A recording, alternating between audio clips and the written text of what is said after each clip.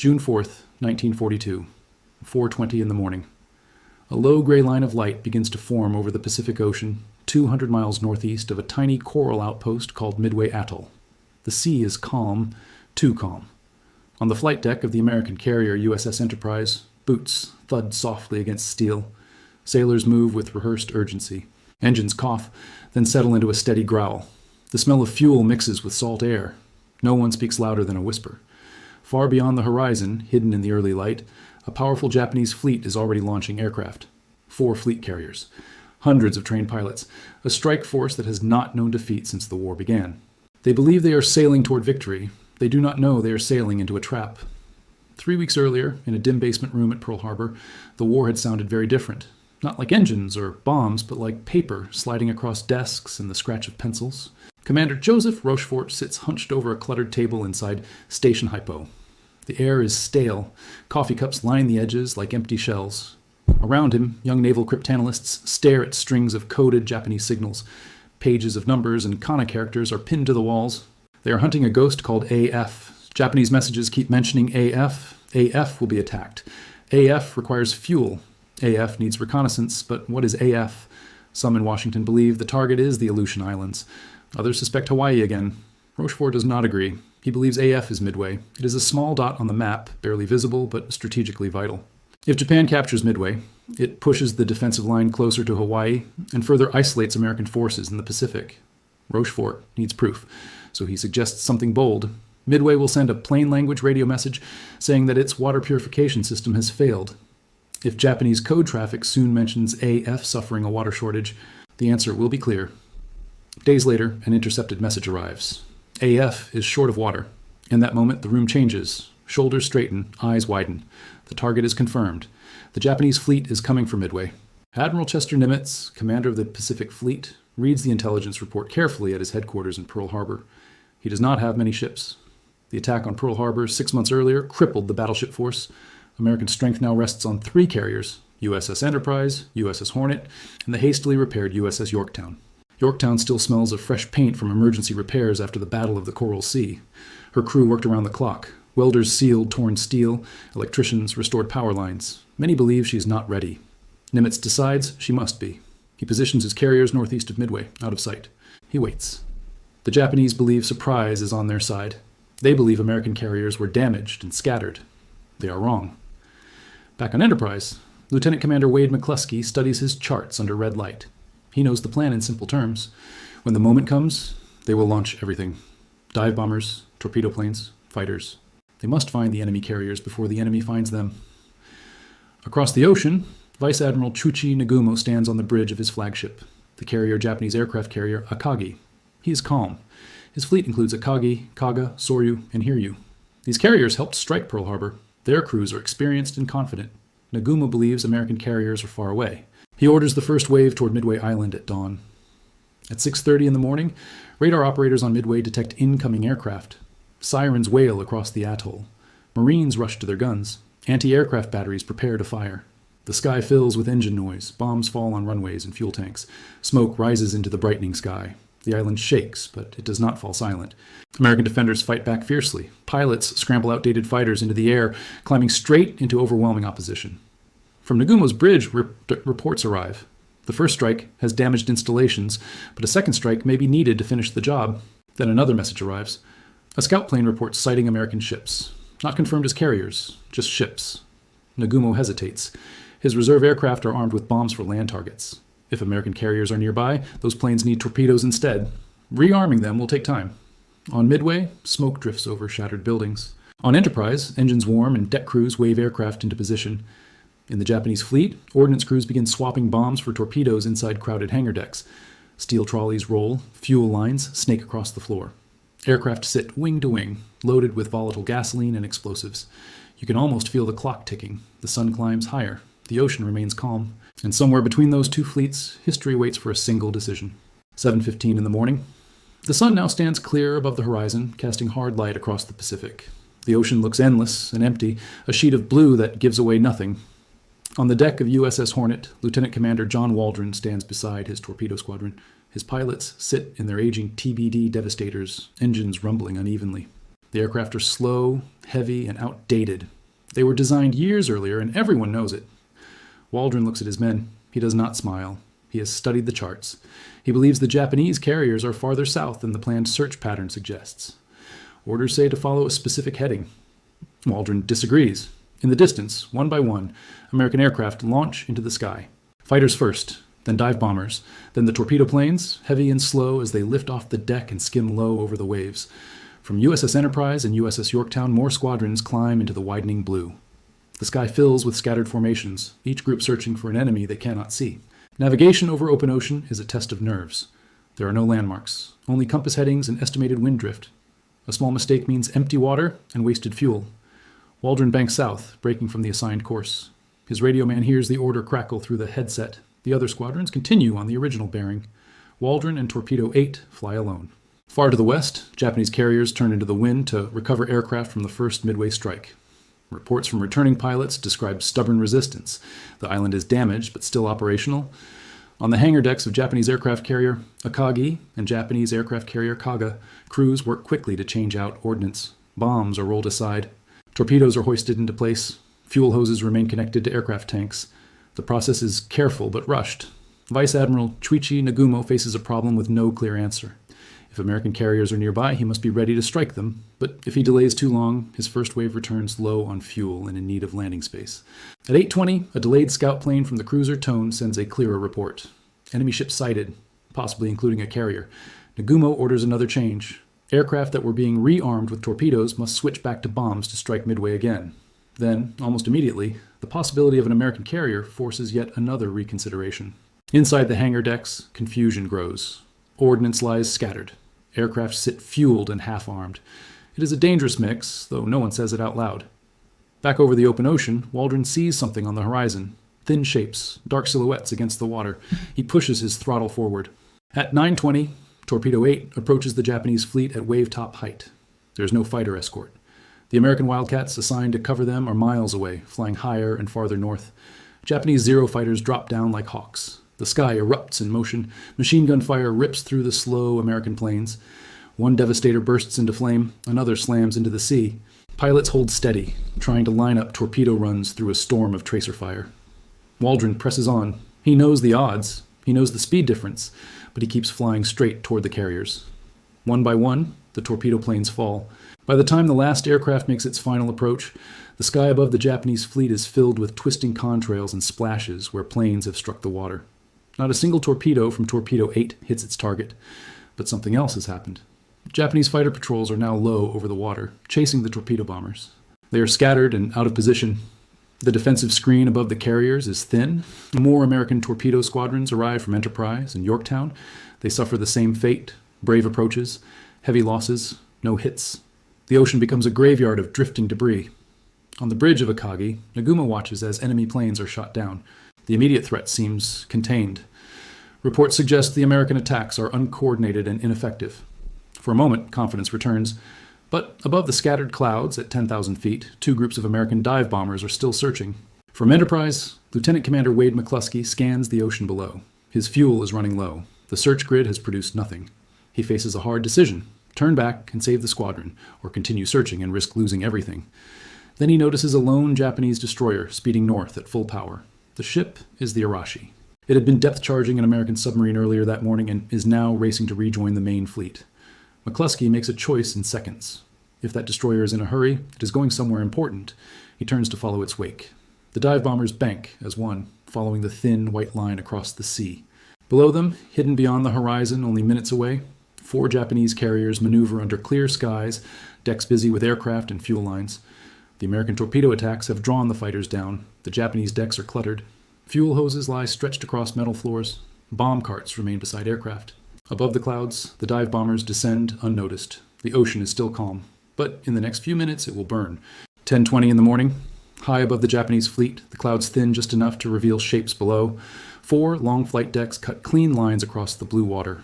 Wakes trail behind them like white scars. Wade McCluskey does not hesitate. He rocks his wings. The signal is clear. Dive. The SBD Dauntless aircraft roll onto their backs and tip forward into near vertical descent. Air screams over wings. The ocean rises fast in the windshields. Pilots grip control sticks, holding steady as anti-aircraft fire begins to reach upward in dark bursts. Below, the carriers are mid-operation. On the deck of Japanese aircraft carrier Kaga, crewmen guide aircraft into position. Fuel lines are connected. Ordnance carts stand nearby, loaded with bombs and torpedoes that were never fully stowed. The deck is crowded. A lookout points upward. For a heartbeat, no one understands what they are seeing. The shapes above are small, dark, falling fast out of the sun. Then the sirens begin. On Japanese aircraft carrier Akagi, Vice Admiral Chuichi Nagumo feels the deck tremble as the ship turns into the wind. His air group commander is still coordinating the next strike. Many fighters are low over the water, chasing torpedo planes that are already gone. The sky above is almost empty. McCluskey aims for Kaga. Dive bombers release at just the right altitude. 1,500 feet. 1,000. Bombs drop cleanly and fall, spinning slightly as they descend. The first explosion tears through Kaga near the forward elevator. Then another. Then another. Flames leap high into the air fed by aviation fuel. Parked aircraft erupt in secondary blasts. Black smoke rolls upward in thick columns. Within seconds, the deck becomes an inferno. To the right, another group from Enterprise shifts toward Akagi. Lieutenant Richard Best adjusts his aim at the last moment, choosing a single target instead of splitting the formation. His bomb strikes near the mid-deck. It punches through and detonates inside the hangar, where fueled aircraft sit wing to wing. The blast ignites torpedoes and gasoline vapor in a chain reaction. Fire races through the enclosed space. On Japanese aircraft carrier Soryu, dive bombers from USS Yorktown arrive almost at the same instant. 3 direct hits slam into her deck. Explosions ripple from bow to stern. In less than 5 minutes, 3 carriers are mortally wounded. The sea that looked calm minutes ago now reflects pillars of smoke visible for miles. On Kaga, sailors attempt to fight the flames with hoses that lose pressure as systems fail. Ammunition cooks off in sharp bursts. Heat drives men back. Some leap into the water to escape the fire. On Akagi, damage control teams rush below decks. They try to flood magazines. They try to contain the blaze, but the hangar spaces are a furnace. Aircraft explode one after another. Nagumo is forced to abandon his flagship. He transfers to a cruiser as Akagi burns behind him.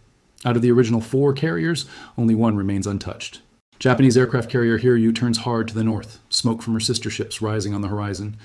Her commander, Admiral Tamon Yamaguchi, understands immediately. The battle is not over. He orders a counterstrike. Around 11:45, Hiryu launches dive bombers toward the last known position of American carriers. On the deck of USS Yorktown, sailors watch the horizon anxiously. They have heard reports of enemy carriers burning. Hope mixes with caution. Then radar picks up incoming aircraft. Yorktown turns into the wind. Fighters scramble. Anti-aircraft guns stand ready. The first Japanese dive bombers arrive shortly after noon. They come in high, then tip forward into steep descent, mirroring the attack that devastated their own fleet earlier. Bombs strike Yorktown. One punches through the flight deck and explodes below. Another detonates near the stack. The ship shudders violently. Fires break out. Power flickers. Captain Elliot Buckmaster orders damage control teams into action. Men move with practiced urgency, sealing compartments, fighting flames, restoring steam lines. Within an hour, Yorktown appears to recover. Smoke lessens. The ship regains some speed. From Hiryu, a second strike launches, this time with torpedo bombers. Late in the afternoon, they approach low over the waves. 2 torpedoes slam into Yorktown's hull. The carrier lists sharply to port. Machinery spaces flood. Engines fall silent. Buckmaster gives the order to abandon ship. Men climb down nets into waiting destroyers. Some pause on deck to look back at the vessel that carried them through battle. She's still afloat, but wounded badly. Far to the west, Hiryu remains operational, her decks active, but American scouts have found her. As the sun begins to lower, dive bombers from Enterprise and Hornet locate the final Japanese carrier. They roll into attack. By evening, Hiryu too is burning. 4 Japanese carriers, all struck within a single day. The balance of power in the Pacific is tilting. But the ocean does not yet know which ships will sink and which will cling to life through the long night ahead. June 4th, 1942. Early evening. The sun sinks low over the Pacific, turning the smoke columns red and gold. Flames still climb from the shattered decks of Japanese aircraft carrier Kaga and Japanese aircraft carrier Soryu.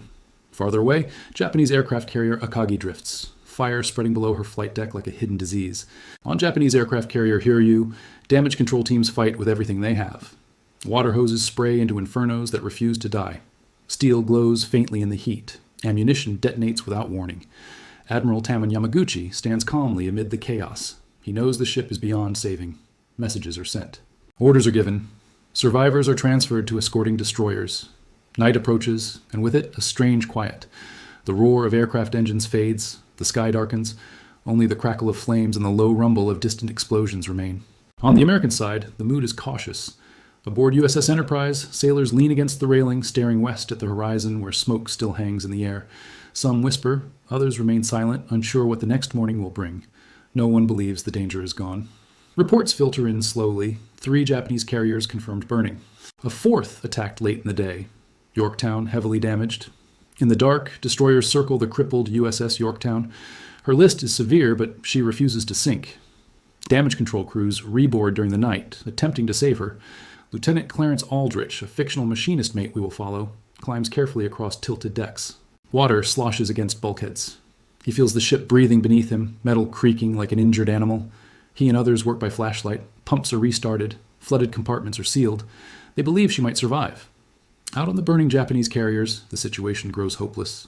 Akagi's fires cannot be contained. Commanders decide she must be scuttled. Torpedoes from a destroyer finish the work before dawn.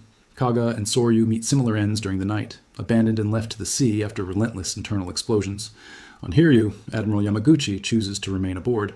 As the destroyer Amatsukaze prepares to fire torpedoes into the crippled carrier to prevent capture, the decision is final. The once dominant strike force that attacked Pearl Harbor is now sinking beneath black water. June 5th, early morning. Gray light returns to the ocean. American reconnaissance aircraft launch again, scanning for any remaining threats. They find only scattered ships retreating westward at high speed. Admiral Isoroku Yamamoto, commanding the overall Japanese operation from far to the rear, had hoped to draw the American fleet into a decisive battle. Instead, his carriers had been lost before his battleships ever entered range. He orders withdrawal. Back near Midway, Yorktown still floats, battered but stubborn. Salvage crews manage to reduce her list. Hope rises again. Tugs attempt to prepare her for towing back to Pearl Harbor. Men reboard with cautious optimism. Then, on June 6th, just after midday, a new danger appears. A Japanese submarine, I-168, slips through the screen of American destroyers. It has been stalking the damaged carrier quietly beneath the surface. Torpedoes streak through the water. One strikes the destroyer Hammond, which is tied alongside Yorktown to provide power. Another hits Yorktown again. The explosion tears open hull plates. Hammond sinks quickly. Yorktown lists more sharply than before. This time, there is no recovery. 2 days later, on June 7th, 1942, Yorktown finally rolls over and sinks beneath the Pacific. On Enterprise, news of her loss spreads quietly. There is no cheering for victory. Too many friends were lost in the torpedo squadrons. Too many ships lie on the ocean floor. The battle has lasted only a few days, yet its impact feels larger than any single engagement before it.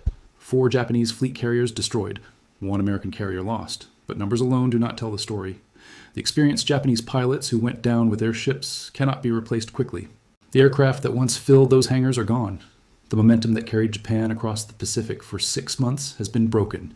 In Washington and across the United States, headlines begin to form. The word victory appears carefully, almost cautiously. For sailors still at sea, the victory feels different. It feels like exhaustion, like relief mixed with grief. The ocean returns to its calm blue surface as if nothing happened, but beneath that surface lie steel hulls, silent engines, and the turning point of a war. June 7th, 1942. Late afternoon. The Pacific is quiet again. A gentle wind brushes the surface where USS Yorktown slipped beneath the waves hours earlier. There is no marker, no visible sign, only open water stretching in every direction. On the deck of USS Enterprise, sailors stand in small groups. Some lean on the railing, staring at the horizon. Others sit silently beside parked aircraft, helmets resting at their feet. They know what they have done, but they are still trying to understand it. Only 3 days earlier, the Imperial Japanese Navy arrived with 4 of its finest carriers. Japanese aircraft carrier Akagi, Japanese aircraft and carrier Kaga, Japanese aircraft and carrier Soryu, and Japanese aircraft and carrier Hiryu. Those ships had struck at Pearl Harbor. They had swept through Southeast Asia. They had seemed untouchable. Now they are gone. Not defeated in a long surface duel, not overwhelmed by larger numbers. They sailed into an ambush built from intercepted radio messages, disciplined patience, and a few critical decisions made in seconds. Back in Pearl Harbor, in that quiet basement room at Station Hypo, Commander Joseph Rochefort receives confirmation reports. He does not celebrate loudly. He studies the message sheets again as if still expecting a mistake. There is none. The code named JN-25 had revealed enough. Not every word, not every plan, but enough to position 3 American carriers northeast of Midway Atoll and wait. You can imagine the alternative. If the Japanese had found the American carriers first, if the dive bombers had arrived 5 minutes later, if the destroyer Arashi had not been spotted racing north. History often turns on details that seem small at the time. Admiral Chester Nimitz understands this better than anyone. From his headquarters at Pearl Harbor, he reads the battle summaries with careful attention. He knows the cost. The torpedo squadrons from Hornet and Enterprise were nearly wiped out. Young aviators flew straight into overwhelming fire. Their sacrifice did not produce direct hits, but it pulled enemy fighters down to sea level. It left the sky above the carriers thin and vulnerable. In those few minutes at 10:20 in the morning on June 4th, 1942, the balance of naval power shifted. Japan entered the battle with more carriers, more experienced air crews, and confidence built on 6 months of uninterrupted success. It left the battle retreating westward, its carrier arm broken. The loss goes beyond steel and aircraft. Carrier warfare depends on trained pilots and deck crews who move with instinct and precision. Many of those veterans were lost with their ships. Training new aviators takes time. Building new carriers takes even longer.